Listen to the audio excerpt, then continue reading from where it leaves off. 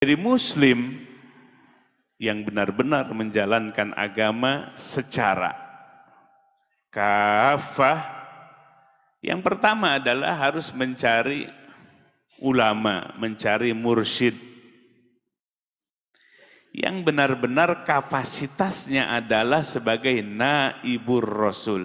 Naibur rasul artinya pengganti Rasulullah sallallahu alaihi wasallam. Di mana Syekh Muhyiddin Ibnu Arabi radhiyallahu an mengatakan, as-suyuh nuwabullah. As-suyuh nuwabullah. Para mursyid itu adalah penggantinya Allah dalam kehidupan dunia. Di mana Allah Subhanahu wa taala ketika menciptakan Adam alaihissalam, inni ja'ilun fil ardi khalifah. Sesungguhnya aku akan menjadikan seorang khalifah. Khalifah itu pengganti. Pengganti siapa? Pengganti Allah. Khalifah Allah, pengganti Allah fil ard, di muka bumi ini. Nabi Adam alaihissalam. Sehingga seluruh para nabi, seluruh para rasul adalah sebagai khalifah Allah di muka bumi. Wakil Allah di muka bumi. Setelah rangkaian para nabi, rangkaian para rasul, khotaman nabiyyin, ditutup oleh nabi akhir zaman Muhammad sallallahu alaihi wasallam, maka datanglah rangkaian para ulama rabbani atau para mursyid yang hakiki. Dengan mendapatkan seorang mursyid yang hakiki, maka kita akan diperkenalkan kepada Allah Subhanahu wa taala, diajarkan ma'rifat kepada Allah. Para ulama mengatakan, termasuk Syekh Ahmad Syarif As-Sanusi dalam kitab Buyudat Al-Mawahib Al-Makiyah disebutkan, laulal murabbi ma'araftu rabbi. Laulal murabbi ma'araftu rabbi. Seandainya tidak ada murabbi, tidak ada pembimbing, tidak ada mursyid, tidak ada alim dari ulama rabbani, ma'araftu rabbi, aku tidak akan ma'rifat, tidak mengenal Tuhanku. Di mana mursyid yang hakiki, ulama rabbani itu mendapatkan mandat, mendapatkan istikhlaf, mendapatkan tugas membimbingnya itu bukan keinginan sendiri, bukan dipilih oleh jamaahnya, tapi dipilih oleh mursyid yang sebelumnya. Itu yang mendapatkan istikhlaf, yang mendapatkan mandat. Iznu tarbiyah. Iznu tarbiyah itu artinya tugas untuk membimbing. Sehingga umat ini mengenal Allah Subhanahu wa ta'ala.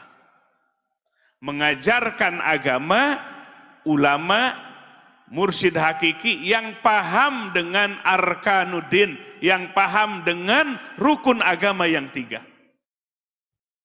Ilmu tauhid, ilmu fikih, ilmu tasawuf. Imam An-Nawawi Ad-Dimishqi rahimahullah,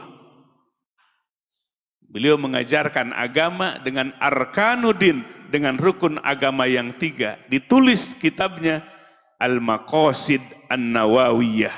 Al-Maqasid An-Nawawiyah membahas 3 bab dalam agama. Pertama ilmu tauhid, kedua ilmu fikih, ketiga ilmu tasawuf. Maka semua para ulama mencari yang disebut dengan rihlah ilmiyah, perjalanan dalam rangka menuntut ilmu. Ya, kalau kita lihat baca kitab-kitab, di situ ada biografi pengarang, namanya, dilahirkan di mana, termasuk rihlah ilmiahnya, siapa guru-guru yang dijumpai, siapa guru-guru yang diambil ilmunya.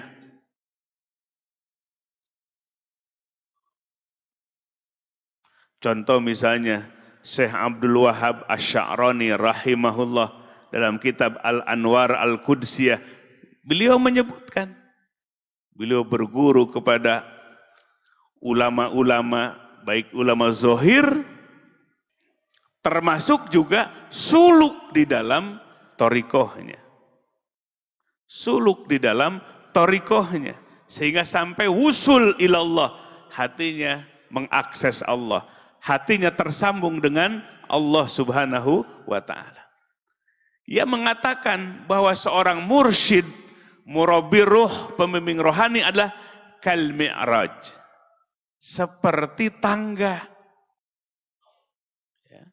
Bapak-bapak, ibu-ibu, mau naik ke atas ini harus naik tangga. Kita mau naik ke lantai 2 harus pakai tangga. Kita mau menghadap kepada Allah harus ada tangganya. Itulah yang disebut al-wasilah. Siapa? Mursyid, mursyid, mursyid, mursyid sampai kepada Rasulullah sallallahu alaihi wasallam.